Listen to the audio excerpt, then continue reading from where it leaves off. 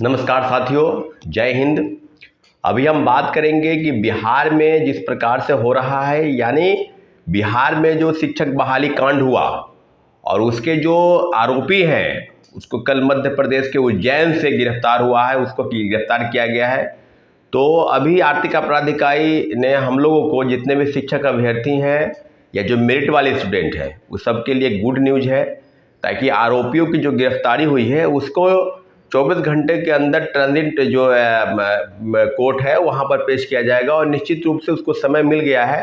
तो आर्थिक अपराध इकाई बिल्कुल बेहतर काम कर रही है, सारे मामलों पर आपको जानकारी दे दे कि क्या हो रहा है। लेकिन इतना ज़रूर है कि जांच के दायरे में जो बिंदु हैं, यानी जांच का जो दायरा है उसको बढ़ाए जाने की ज़रूरत है। उसमें आरोपियों की पूछताछ के बाद आपको पता है कि तीसरे फेज की बहाली में जो हजारीबाग से लगभग 270 लोग गिरफ्तारी हुई और उसके बाद जो आरोपी है विशाल चौरसिया और विजेंद्र गुप्ता ने स्पष्ट तौर पर कहा है कि बीपीएससी की तीनों फेज की बहाली में जो प्रश्न पत्र मुहैया कराए गए थे वो प्रिंटिंग प्रेस में छपने से पहले हम लोगों को पहुंचाए गए थे और हम लोगों ने पैसे देकर उन लोगों तक पहुंचाया जो सेटिंग गेटिंग के तहत नौकरी करना चाहते हैं, नौकरी पाना चाहते हैं।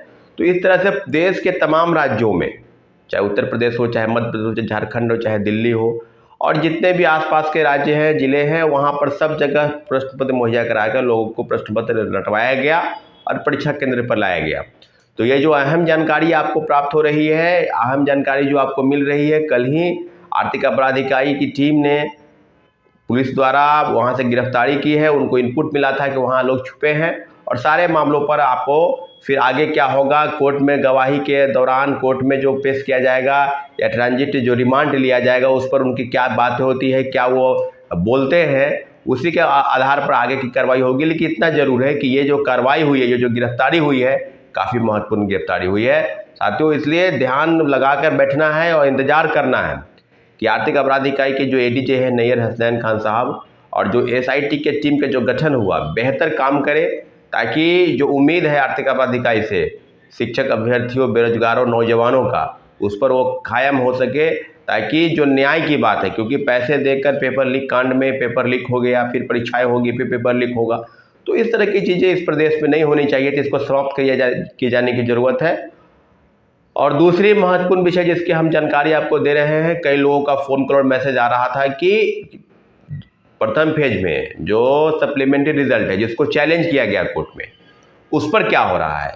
तो आपको हम बताते चले कि CWJC 2337 Satyam Kumar versus government of Bihar, इस मामले में जस्टिस ने अंजनी शरण के बेंच में ये मामला था और जो जानकारी जो लॉयर द्वारा हमारी बातचीत हुई, उन्होंने कहा है कि बहुत कड़ी फटकार लगाई गई है बिहार सरकार और बीपीएससी को कि सिर्फ छात्र कोर्ट क्यों आए, छात्रों को कोर्ट आने की ज़रूरत क्या है।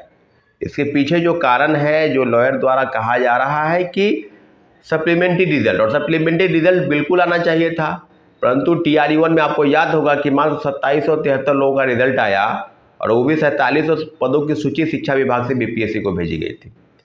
तो क्या अब ये इस बात की पुष्टि नहीं हो पाएगी कि क्या जो कोर्ट में मामला है सप्लीमेंट्री रिजल्ट को लेकर दर्जनों याचिका दायर हुई है। और एक और मामले CWJC 1151 Dhirendra Kumar versus government of Bihar, जिसकी सुनवाई होने वाली थी 19 अप्रैल को, परंतु केस 150 से ज़्यादा लिस्टिंग होने के कारण जो है वो सुनवाई नहीं हो पाई और उम्मीद करते हैं कि उसकी सुनवाई संभवतः मंडे को यानी सोमवार को हो जाएगी।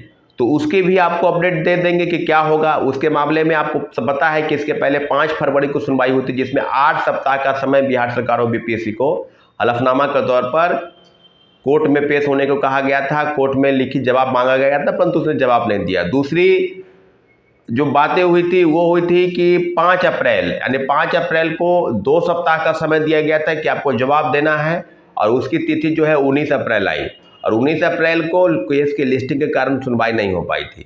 तो उम्मीद है कि वो मामले की सुनवाई जो है होगी। इसके पहले उर्दू मामलों की सुनवाई हो चुकी है, कंप्यूटर साइंस के मामलों की सुनवाई हो चुकी है। सब मामलों पर हलफनामा के तौर पर बीपीएससी को और बिहार सरकार को जवाब देना है। और इस मामले में आपको बता दें कि अभी पहली सुनवाई हुई है, इसके बाद CWJC 2337 इसके बाद जो सुनवाई होगी वो काफ़ी महत्वपूर्ण सुनवाई होगी साथियों। और उसका डेट कब मिलेगा, कब आएगा, वो आपको भी बता दिया जाएगा। लेकिन इतना ज़रूर है कि बीपीएससी द्वारा और शिक्षा विभाग द्वारा जिस प्रकार से पूरक परिणाम में गड़बड़ी की गई, पूरक परिणाम को सिर्फ खानापूर्ति हुआ पूरक परिणाम के नाम पर, TRA 2 में तो बिल्कुल पूरक परिणाम नहीं आया। 14,700 पदों की जो सूची भेजी गई थी शिक्षा विभाग से, और सिर्फ मल्टीपल रिजल्ट पर। तो बीपीएससी के पूर्व चेयरमैन की भूमिका, शिक्षा विभाग की भूमिका और बीपीएससी के अधिकारियों की मिलीभगत का ये परिणाम है कि तीसरे फेज की बहाली का फंडाफोड़ हुआ। और दोनों फेज की बहाली में मैं बार बार कह रहा हूं कि बीपीएससी के पूर्व चेयरमैन अतुल प्रसाद जी की भूमिका अहम है। उनसे पूछताछ की जानी चाहिए और बीपीएससी के अधिकारियों कर्मचारियों से पूछताछ के लिए लिखित जवाब मांगा गया है। सबको जवाब देना है। लेकिन इतना ज़रूर है कि आने वाले समय में आर्थिक अपराध इकाई जो काम कर रही है उसमें तहकीकात करके बिल्कुल जो मामला है उसके तह तक जाए और सारी चीज़ें बिल्कुल हम लोग के सामने आ जाए कि उसका मुख्य सरगना कौन है, और पेपर लीक कांड का जो बीपीएससी के अंदर से हुआ है वो बंद किए जाने, ख़त्म किए जाने की ज़रूरत है साथियों। और आने वाले समय में court case, supplementary result TRA 1 से लेकर TRA 2 तक, और फिर आर्थिक अपराध इकाई की जो जांच है उसमें अहम बिंदु के कई खुलासे होने बाकी है। सब बिंदुओं पर आपको चर्चाएं होंगी और आप भी जानते हैं कि क्या होने वाला है। लेकिन इतना ज़रूर है कि बीपीएससी ने जो कारनामा किया है, जो कांड किया है, उसके मुख्य सरगना बीपीएससी के अधिकारी और कर्मचारी ही हैं। सारे मामलों के तह तक जाने की ज़रूरत है साथियों। ठीक है, हमारे चैनल को अपने सब्सक्राइब नहीं करते प्लीज़ सब्सक्राइब करें ताकि हमारी बात आप तक पहुंच सके और आपकी जो समस्या है उस हम तक पहुंचाने का आपको प्रयास हो। ठीक है साथियों, धन्यवाद, जय हिंद।